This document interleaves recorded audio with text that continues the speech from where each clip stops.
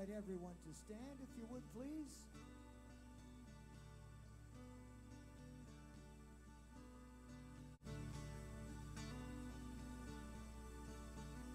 We'll raise our voices in some joyful song.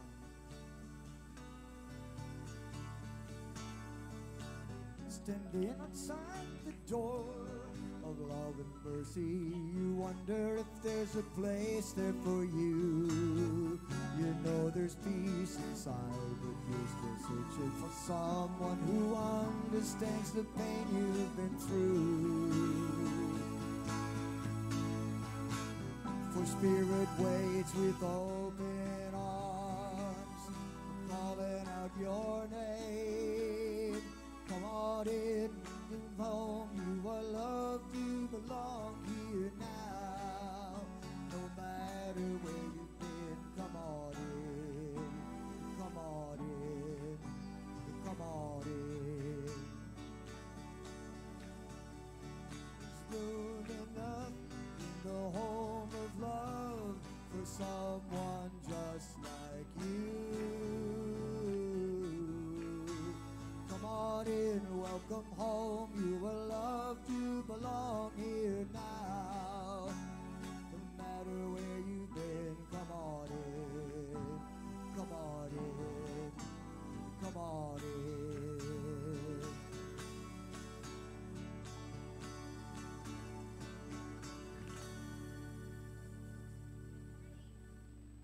Morning.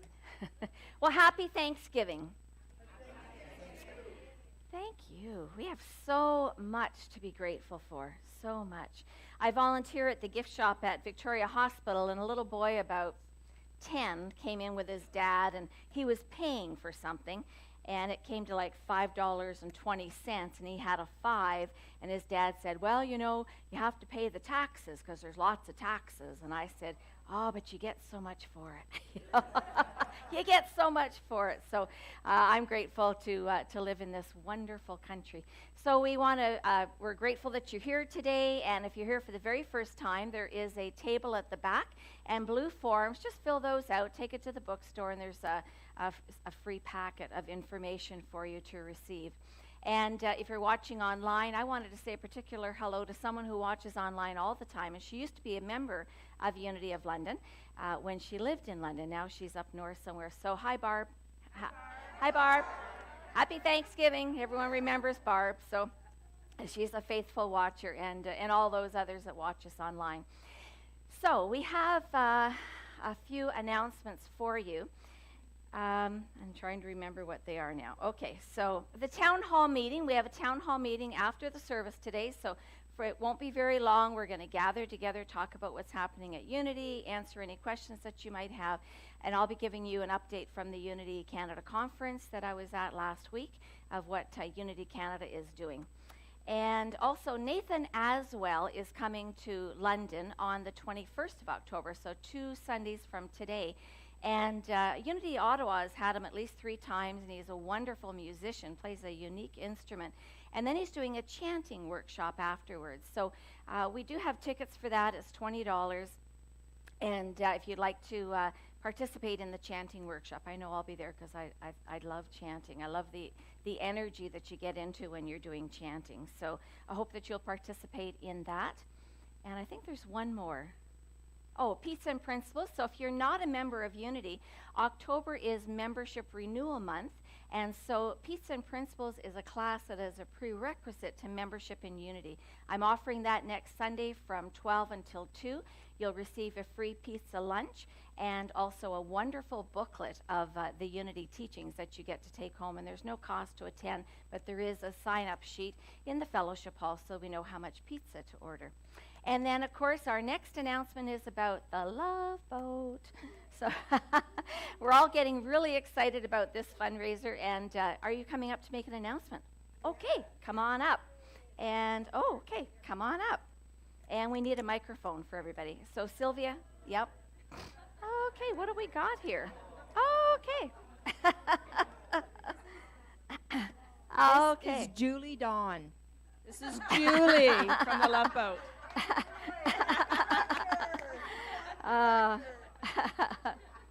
Okay, so we are 1 week out from getting on board to the Love Boat.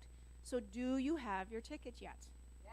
Awesome! Now, if you don't and you're not able to attend, maybe consider sponsoring a ticket for somebody else to come.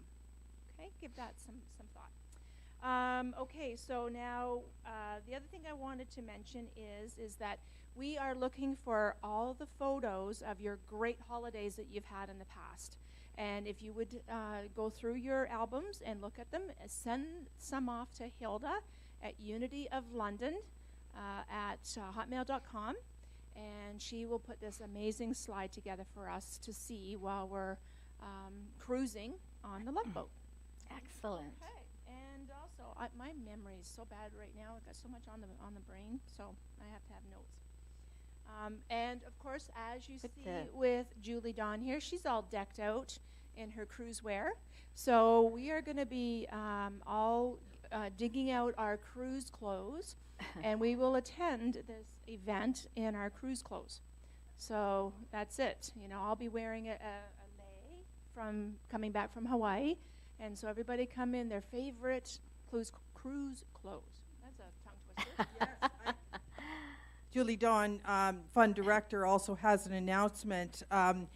We have 2 tickets for Ripley's Aquarium Canada for seniors, 2 seniors. So, hey, anybody interested? It's got to be used by the 18th of this month. So raise your hand if you want to go free to the Ripley's Aquarium Canada.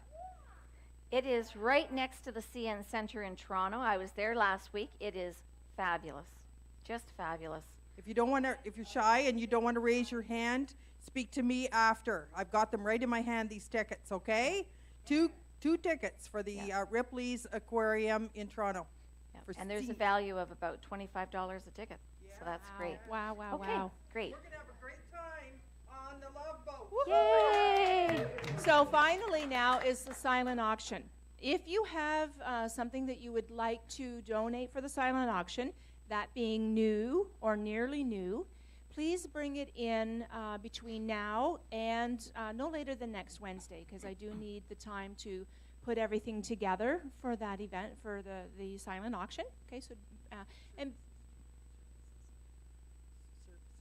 if anybody's got services that they could do, I know one of the big ones that was bid right out of my hands was house cleaning, and another one was handyman services. So hey, if you can do that kind of thing, and God bless him, my husband Danny has given me the authorization to put in a computer repair. The man's a computer repair guy, and so if you got a broken computer, you're going to want to be bidding on that baby. So, okay, so then the idea is to bring them in. Please have the forms filled out and have it accompany with your item. I have extra forms here, so come and see me if you need one. Have it filled up and attached to the item that you're bringing. And then if Reverend Laurie's office is locked and closed, then please just take your item, put it in the bookstore, and I'll be sure to take care of it. Gift certificates, put them in Hilda's office through the slot if she should not be here, and I'll be sure to pick those up as I will make something up for those for the night. Okay? Excellent. Thank you so much. Woohoo! Oh, you can go to Sylvia. Thank you. Wonderful. Okay, so did you know that you are the light? You are the light. That is the truth. And so today is Thanksgiving Sunday, and I just want you to turn to someone and say, I am thankful you are here. And that is the truth. That is the truth. Okay, it was only a few words. I loved it at the Unity Canada conference last week. I loved at the Unity Canada conference last week, the presenter, when she lost control of the audience, she would say, okay, it's about me now, to get everyone's attention back to her. All right, so we have something we call Truth or Dare, and you are the light is a truth. Sometimes we have some expressions that we say that really are not necessarily the truth. We can go to the next slide. Okay, thank you. And the statement that we're looking at today is, it's in God's hands. It's in God's hands. How many times, how many people have said that before? It's in God's hands. We don't have to worry about it. It's in God's hands. Well, Reverend Paul Hasselback says, when something unpleasant or troublesome occurs, we may feel we don't know how to handle it, so we throw up our hands and say, it's in God's hands. Somehow saying that God or the universe will take care of everything. So then he says, get over it. This phrase is based on the God of our childhood. It perpetuates the myth of God in the sky. It abdicates our power to an external deity. God is not a repairman or a handyman. I like that. And so what's the replacement phrase? It's in my God hands. It's in my God hands. It's in our hands, he writes. It is our own godness, our true essence, from which we can deal with the troublesome circumstances we create from our human personalities and egos. We must claim our personal power over life's challenges. We are the Christ. We are the Christ. We don't have to sit back and wait for some whimsical, capricious, white-bearded God dressed in a white robe to fix unpleasant or troublesome life problems. Through our godness, divine mindness, we can use our divine ideas, principles, and processes to resolve our problems and life situations. We have the power. We have the power. And so, that is the truth. And now we have a song. Let's stand and sing.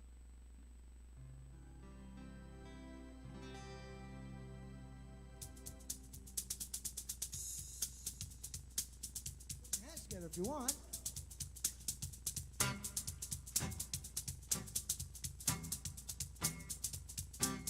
I've got the joy, joy, joy, joy down in my heart. Down in my heart. Down in my heart. I've got the joy, joy, joy, joy down in my heart.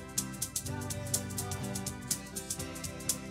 I've got the unity, community down in my heart. Down in my heart. Down in my heart. I've got the unity, community down in my heart. Down in my heart to stay. I've got the spirit that is part of me down in my heart. Down in my heart. Down in my heart. I've got the spirit that is part of me down in my heart. Down in my heart today. I've got the love and faith and understanding down in my heart. Down in my heart. Down in my heart. I've got the love and faith and understanding down in my heart. Down in my heart today. I've got the blessings of the power of prayer down in my heart. Down in my heart. Down in my heart. I've got the blessings from the power of prayer down in my heart.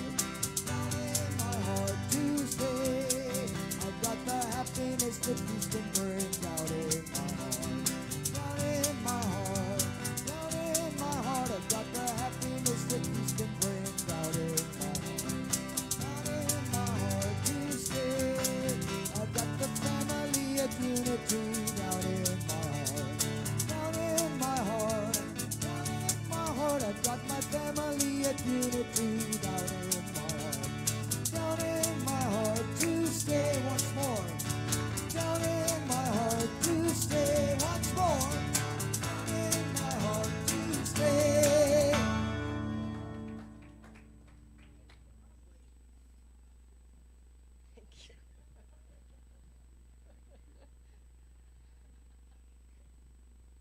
Unity's foundation is affirmative prayer. If you wish prayer for someone else or for yourself, you're invited to put the name of that person in the prayer box, which is right in the front. You can put the name on the piece of paper and place it there. There's no need to explain the situation or what's going on, because God is all-knowing. It will be prayed over here at Unity by our prayer angels for 30 days and then sent on to Silent Unity for additional prayer. Remember, 24 hours a day you can call 1-800-NOW-PRAY to reach Silent Unity, where people have been praying with and for people for over 130 years. If you wish private one-on-one prayer, we have a prayer chaplain available to pray with you following today's service. And you can meet Sylvia in our prayer room, which is at the back, right behind the screen here. And So I invite you for prayer. So I invite you to settle in your chair and drop your awareness from your head into your heart space. And we take a few moments to breathe into this space, opening our hearts and our minds to the music and the lesson and the fellowship and the love that is being shared today. We hold in prayer all Unity communities that are having prayer today and all services that are happening around the world, for we know that there are many paths to the one and only God. We come together to give thanks for each other, Unity of London, and all the blessings that we have in our lives today. We share our blessings not only at a time of giving thanks, but through the entire year. We are so blessed for all the good things that are happening for us today. We share our love with those that need a little extra for whatever challenges they might be dealing with. We know that it is always unfolding for their highest and greatest good. I invite you to whisper the names of anyone you would love to send some extra love and attention and prayer to today.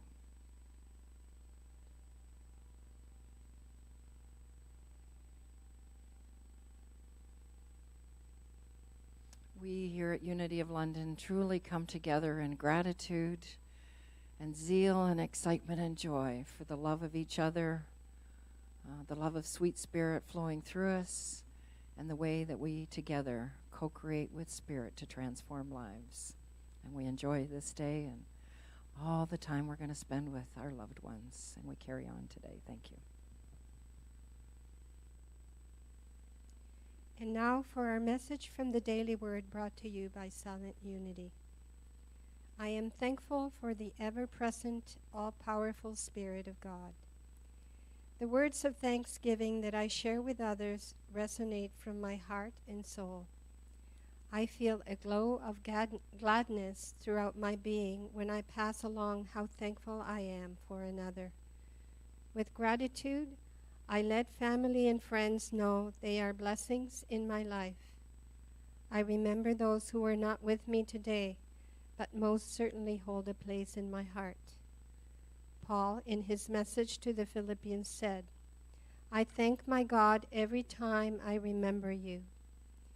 These words remind me that praying for and remembering others strengthens my attitude of gratitude. Most of all, I am thankful for the ever-present, all-powerful Spirit of God within me and within all others. So the people ate the food at the festival for 7 days, giving thanks to the Lord, the God of their ancestors. 2 Chronicles 30, verse 22.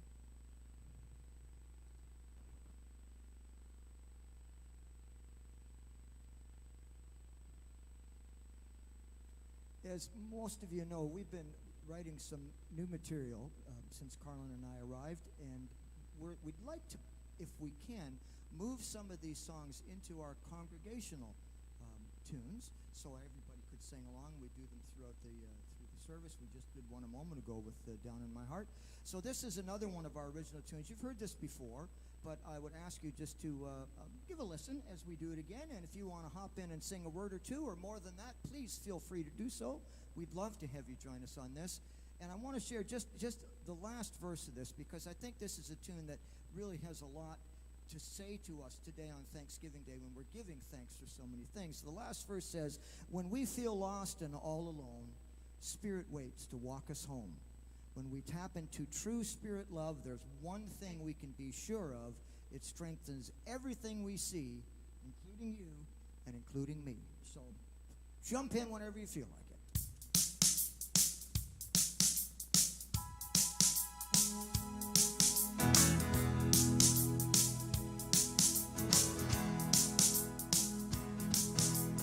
something that I want to do, something I must share with you.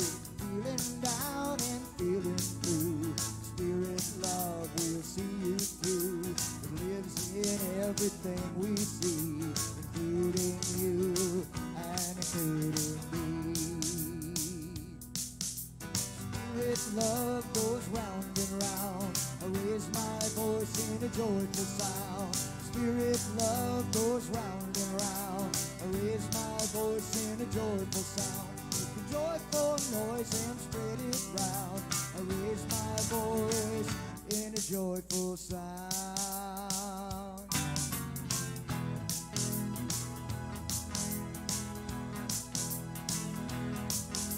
Raise your hand and lift your voice. Take a stand and make a choice. Love is all we'll ever need. Me for you and you for me. All of us for everyone. So strike the chords and keep the drums. Okay, give it a try here now. Spirit love goes round and round. I raise my voice in a joyful sound. Spirit love goes round and round. I raise my voice in a joyful sound. Make a joyful noise and spread it round. I raise my voice in a joyful sound.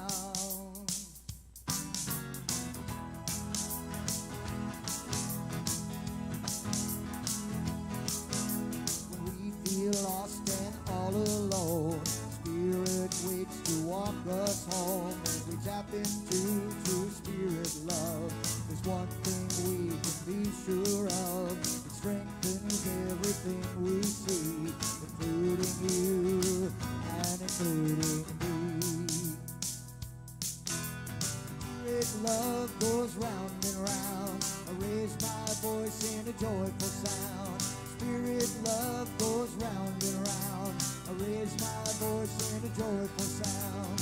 Joyful noise and spread it round. I raise my voice in a joyful sound.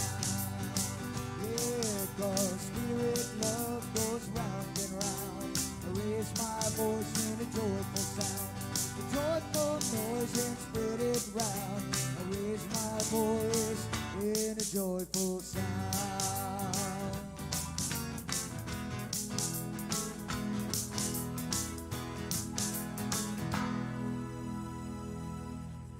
Oh, thank you. You did a great job on that. We'll keep working away at some of those. Thank you so much. Well, there was, I've got the remote here, I think. Turn it on would help. Okay, so there was, we're flying. There was a lawyer, a doctor, a priest, and a little boy. And they're all in this small plane for an afternoon flight. Well, before you know it, they start to hit turbulence, the engine starts to conk out, and the pilot, despite his best efforts, he can't save the plane and it starts to go down. So he yells at the passengers, "You've got to jump." He grabs a parachute and bails out, leaving 3 chutes. So the doctor grabs a parachute and he says, "I'm a doctor, I save lives, I deserve to live," and he jumps out. And then the lawyer grabs a parachute and he yells, "I'm the smartest man in the world, surely I deserve to live," and he jumps out. Well, then the priest, he looks at the young boy and he says, "Son, I've lived a long life, a happy life. You're young, you have your rest of your life out ahead of you. Here, you take the parachute and live in peace." At which point the little boy hands the parachute back to the father and he says, "Father, it's okay. The smartest man in the world just grabbed my backpack."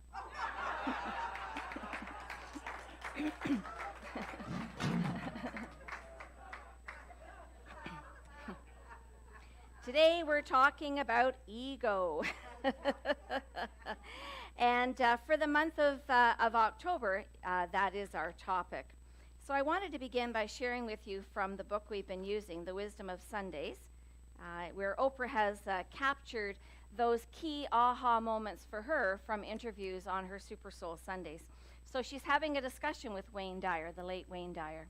So Wayne says, the first 9 months of your life, going back to your conception, and Oprah says, you trusted God for everything. And Wayne says, yes, everything. You didn't say, oh my God, I hope I get a nose, and I hope it shows up in the right place. You were completely into surrender. Then you come out after the 9th month and you get surrounded by people who say, that's really good work, God. That's really good work. We'll take it from here. And the minute you start taking over from here, you develop an ego, which is where you edge God out. E-G-O. You edge God out.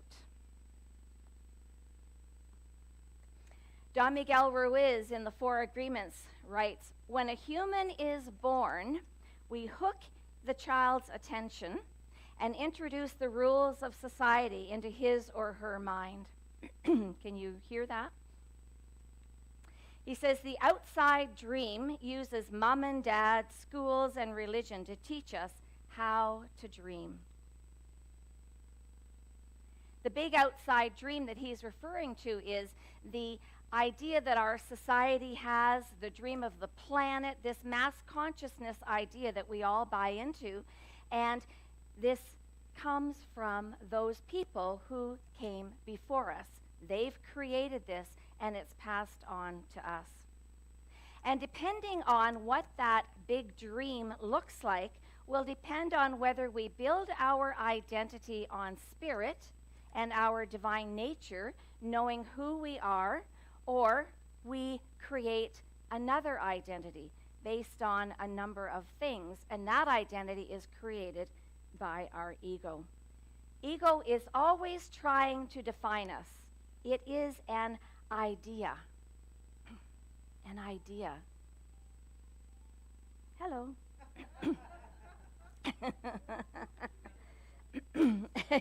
Welcome to Unity of London. So ego's always trying to define us. In the absence of having a strong sense of spiritual identity and of knowing our authentic self, ego just fills in what we don't know. Just like we do when someone tells us part of a story. You know, oh, so-and-so went so-and-so, or went to a certain place. Well, why did they go there?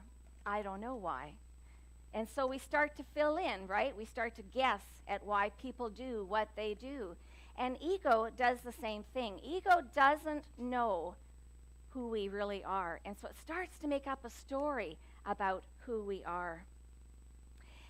As Wayne Dyer, oh, I forgot to read that part of the book. Okay, the story. So Wayne Dyer went on to talk about the 6 components of ego, and they are, I am what I have, I am what I do, I am what other people think of me. Michael Beckwith calls us living a business card consciousness. He talks about there are a number of ways that we can live our lives, and one way is that we are task-oriented, that we think we have to do all of these things, take on all of these responsibilities, and we define ourselves according to what we're doing, and we define ourselves according to what other people think about us and what we have. And so we create this whole identity based on that, a business card kind of consciousness. I love that. And then, but we know that that's not true, that we aren't what we have and what we do and what other people think we are. And then we go on to think, I'm separate from everybody else. I'm separate from what's missing in my life.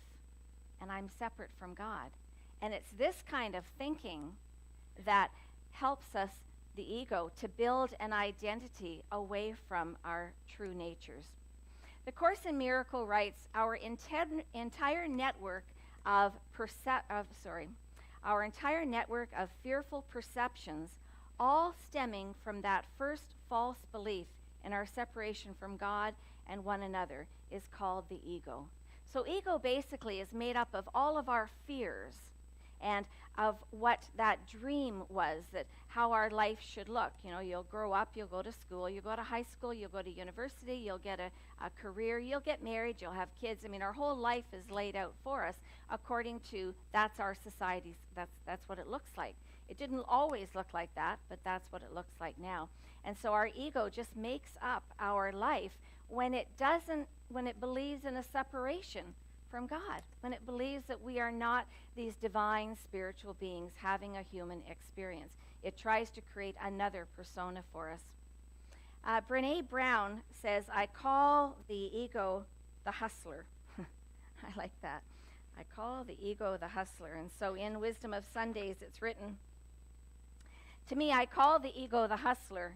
He's my hustler. And the ego says to me, you have no inherent worth. You go to hustle for it. You've got to hustle for it, baby. How fast are you going to run? How high are you going to jump? How many likes do you have on Facebook? How many comments do you have on that post? That's the hustle. Hustling to have more. It's like a scarcity consciousness.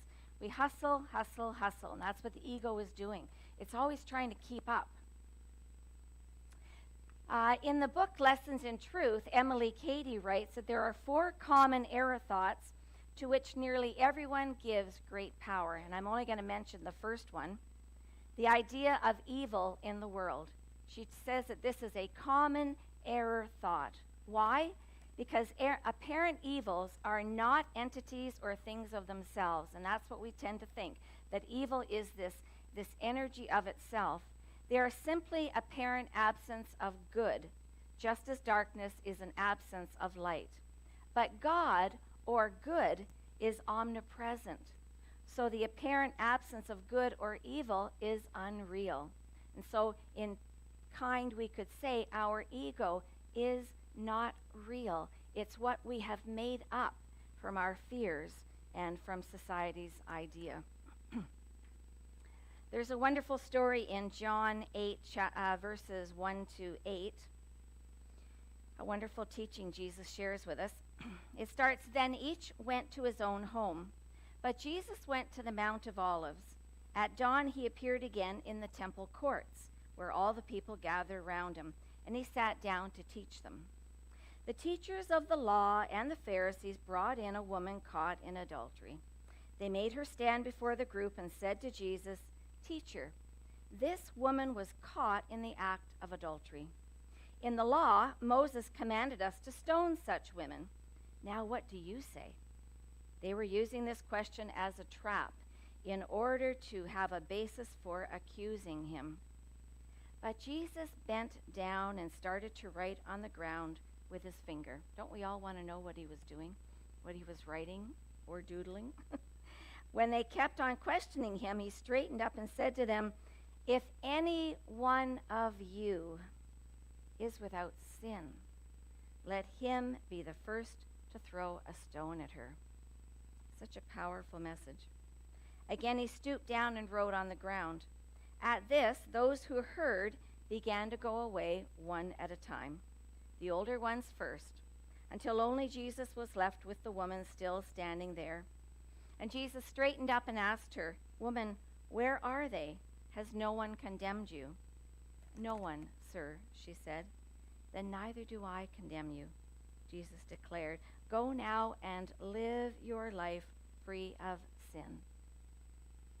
So if we look at this story metaphysically, what's happening is when we read that Jesus is going up to the Mount of Olives, we're reading that his consciousness is going up.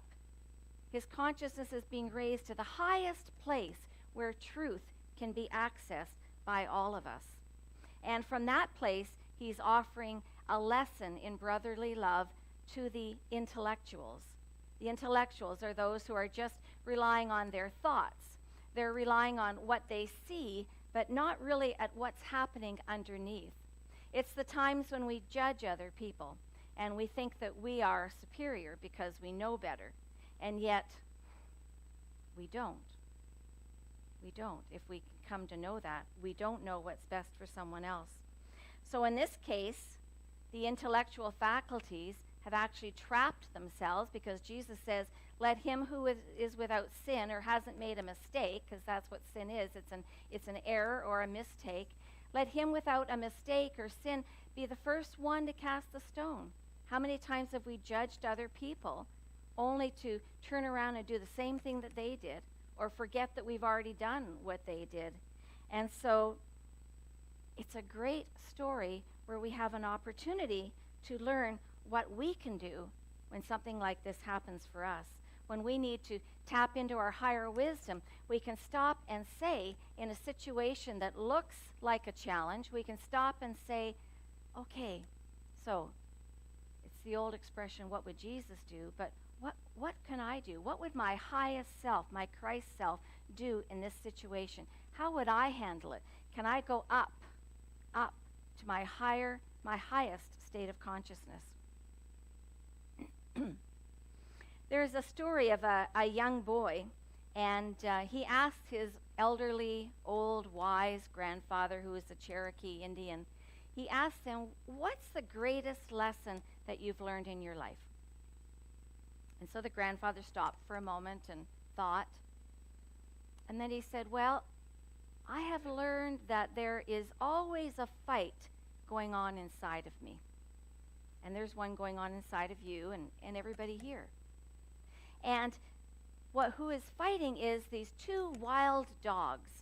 One of the dogs is dark and lives in the shadows.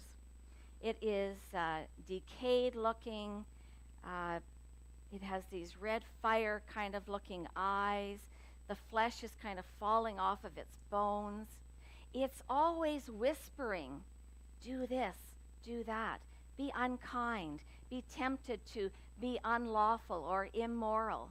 It's always whispering for us to do that. And when we fall into the temptation to do that, then it stabs us in our heart with guilt and shame. It's always leading us to doom. And the grandfather continued, but the other wild dog is white and light. It is a beautiful animal. And it is always whispering us to go higher, go up. Think at a higher level than you are. Don't just see with your physical eyes, see with your spiritual eyes what's happening with this. The white dog will always challenge us. It'll always call us up to something greater. But when we follow that one, then great things happen. Spiritual growth occurs within us. So then the grandfather paused. And the little boy asked him, so grandfather, which of the dogs wins? And some of you know the answer to this. Which one wins? The one that you feed.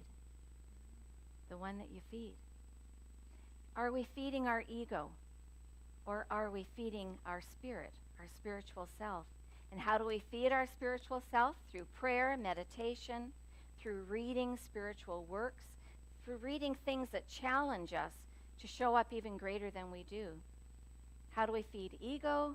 Well, by thinking that we're better than other people, by thinking we've got to have that in order to be complete, by thinking that there's a distance between me and my Creator.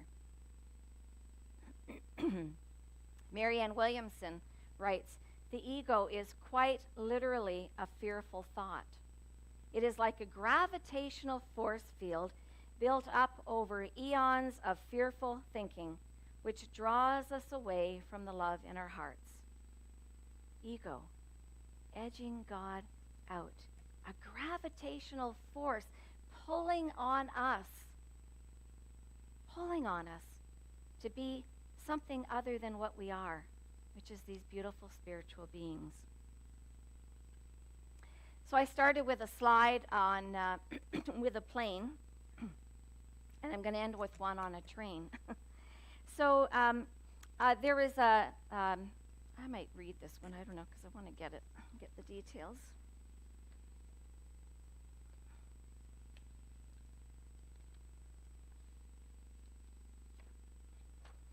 So a minister had completed services one night in a Midwestern town, and he boarded a train. And as he got on the train, he saw a young man crying in his seat. So he approached the young man and he asked him, "Son, can I sit with you? I'm a minister, I'm a man of God, and I believe maybe I could say something encouraging or supportive to you." And so the young man said yes. The young man went on to tell him that he had left his home 2 years before. He'd been traveling all over the country. And the reason that he left home was because he had been quite difficult for his parents to deal with. He'd gotten into all kinds of trouble.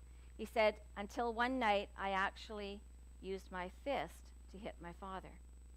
At which point his father came to him and said, "Son, you have to leave." Some of you might relate to this kind of pain. You have to leave. You're hurting your mom, you're hurting me, you got to go. And so he left, and he'd been wandering around.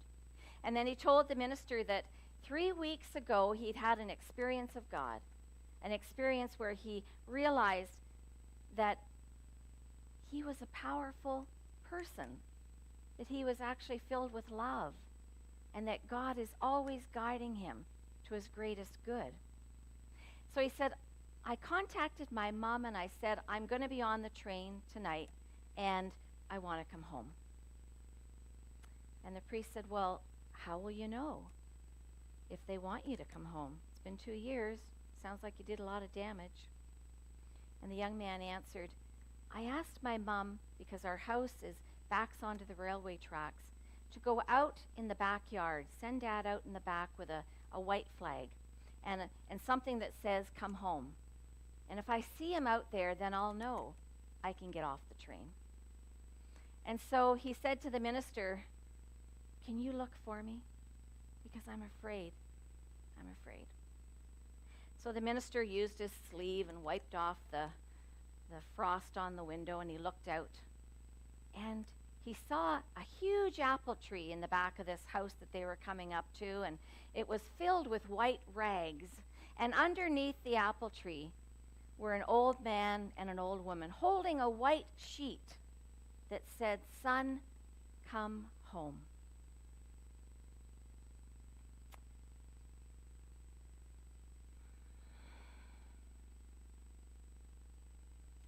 For us, at those times when we think that we just can't live as spiritual beings, we've got too much judgment inside of us, too much hurt, too much fear, we're always being invited to come home. To come home. Put your hand on your heart. To come home to who we are as spiritual beings. We have all the power within us, all the wisdom, the understanding, the judgment, the love, the life within us to live our highest selves, to live from the Christ. So ego can be pretty wild in our mind.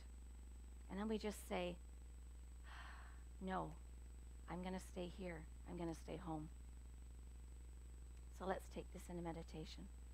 And our meditation is going to begin with a video by Aria Indy, I think she's called. So just close your eyes for a moment and relax and put your shoulders down as this video is being set up. And we just take a deep breath in and we let it out. And now you can open your eyes.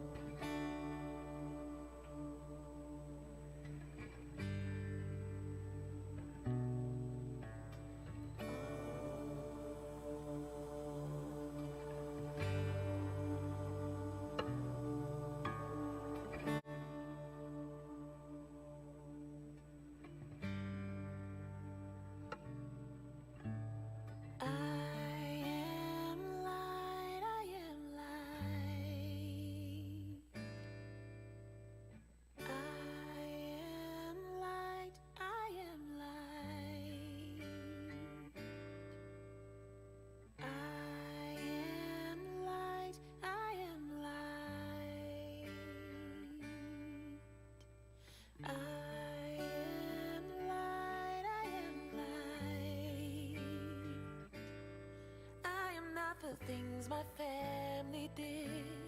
I am not the voices in my head.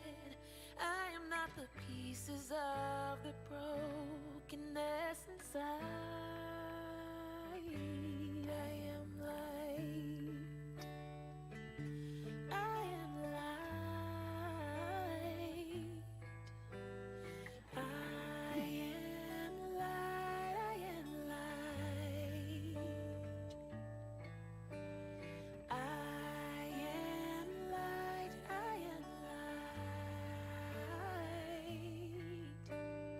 I am light. I am light. I'm not the mistakes that I have made, or any of the things that caused me pain. I am not the pieces of the dream I left behind. I am light. I am light. I am light. I am light. I am light. I am light. I am light. I am light.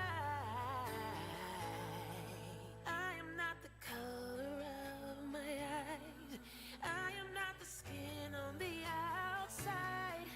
I am not my age. I am not my race. My soul inside is all light. All light. All light. Yeah. All light. I am light. I am light. I am light. I am light. Yeah. I am divinity defined. I am the God on the inside. I am a star, a piece of it all. I am light. So just take a moment to close your eyes. Take a deep breath in. And really let that message settle into your heart space. I am light. Say that with me. I am light. Yes. It is the absolute truth of our being, a truth we can be thankful for. For that light guides us wherever we go. It guides us in our conversations, in our actions, in our thoughts, if we will allow it to. If we will open our hearts up to knowing the truth of who we really are.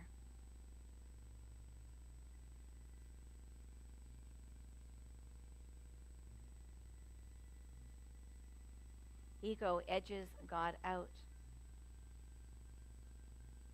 But another way of looking at it is that we want to let God out through us into life.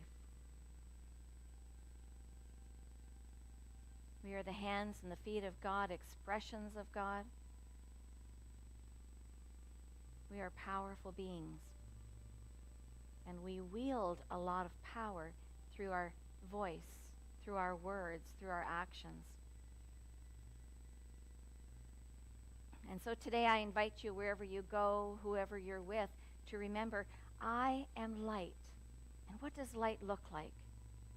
What does light offer into a conversation? What does light offer in a family setting? I am light. Go forth and be the light that you are. And so we take a deep breath in. Oh, we let it out. And so it is, and so we let it be. Amen. All women.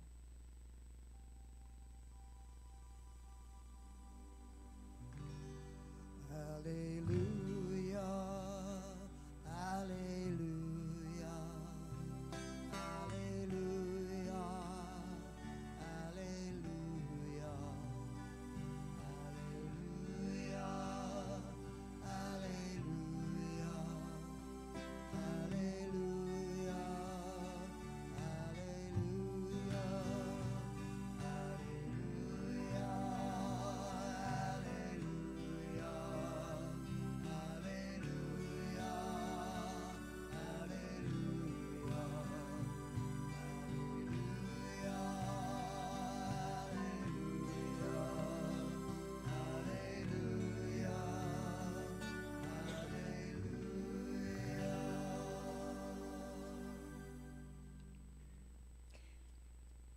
Now it's our time for giving and receiving your tithes and offerings.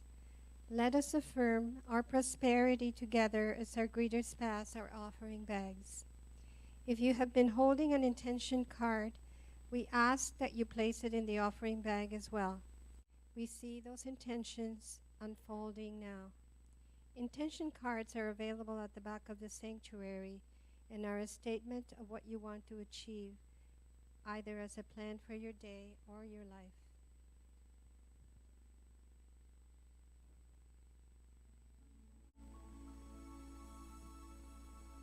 Divine love through me blesses and multiplies all that I am, all that I have, all that I give, and all that I receive. And so it is.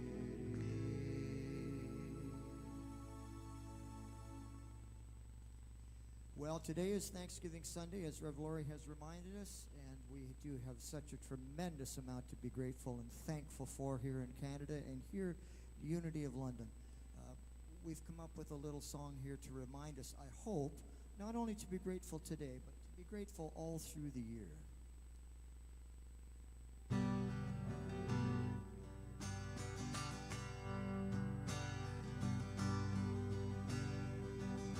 I give thanks to the morning, and thanks for the evening, and thanks for the day in between. I give thanks for my wife, my family and life, and all of the wonders I've seen. I've watched babies grow to have babes of their own, and dealt with life's worries and fears. For what we've received, I truly believe Thanksgiving should last through the year. The Thanksgiving waltz is a song for all seasons, for bounty and family and friends. 1, 2, 3, you and me coming together with gratitude that never ends. The Thanksgiving waltz is a song for all seasons, for good food and laughter and cheer. 1, 2, 3, you and me coming together, give thanks to last through the year. I give thanks for the triumphs and trials, thanks for the good and the bad. The bad made me strong, the good made this song to say thanks for the days we've had. Thanks for my birth, for the bounty of earth, for the friends I can count by my side. Thanks for my health and just enough wealth to keep us all warm and dry. The Thanksgiving waltz is a song for all seasons, for bounty and family and friends. 1, 2, 3, you and me coming together with a gratitude that never ends. The Thanksgiving waltz is a song for all seasons, for good food and laughter and cheer. 1, 2, 3, you and me coming together to give thanks to last through the year. I appreciate all of the blessings I've had, the sunshine and even the rain. The hard times that made me a much better man, the laughter that followed the pain. Thanksgiving is such, and I'm grateful so much for the wisdom that I have retained. When I have the chance, I'll take up the dance and do it all over again. The Thanksgiving waltz is a song for all seasons, for bounty and family and friends. 1, 2, 3, you and me coming together with a gratitude that never ends. The Thanksgiving waltz is a song for all seasons, for good food and laughter and cheer. 1, 2, 3, you and me coming together to give thanks that will last through the year. 1, 2, 3, you and me coming together to give thanks that will last through the year. Woo! Happy Thanksgiving, everyone. You are blessed with the gift of songwriting and putting your words together. Yeah. Yeah. Thank you so much. Wow, wow, wow. Okay. So just direct your energy this way as we bless this ministry and the givers of all these gifts. For the way that we open our heart with a knowing that we cannot outgive God in anything. Can't give too much love, too much of our resources in any way, because God is our source. And so we see this offering and the tithes blessing and being multiplied and doing such great work here at Unity to bless and transform lives. And so it is. Amen. Amen. Okay, and let's stand and sing.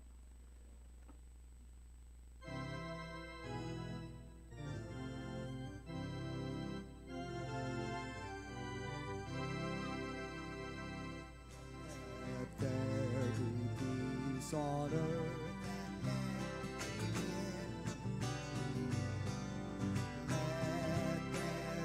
Peace on earth, a peace that was meant to be.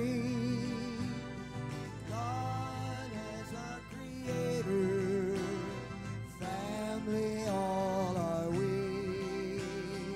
Let us walk with each other, perfect harmony.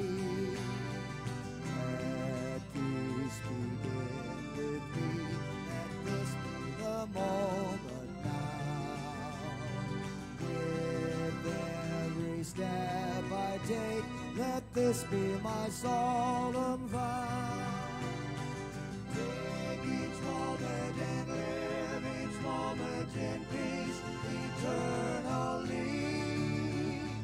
Let there be peace on earth and let it begin with me.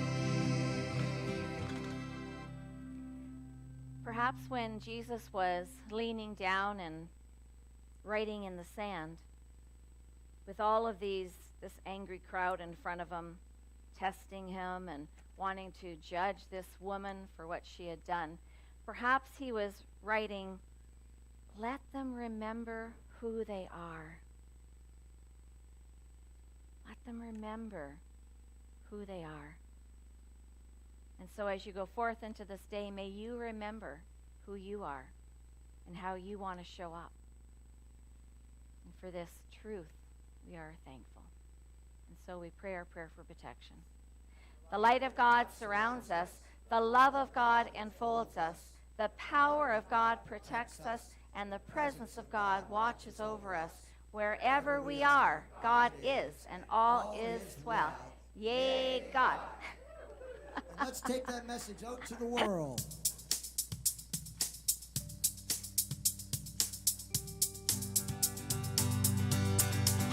Spread the word of what unity can offer. Spread the word of the message that you heard. Spread the word. What it means to you in your life. Spread the word. Spread the word. Spread the word. Spread the word. All the things we shared this morning, spread the word. And you're surrounded here by love, spread the word. That our doors and hearts are open, spread the word, spread the word, spread the word. Spread the word. To anyone who's lost and lonely, spread the word. 0 for this family, spread the word. Spirit welcomes all who come.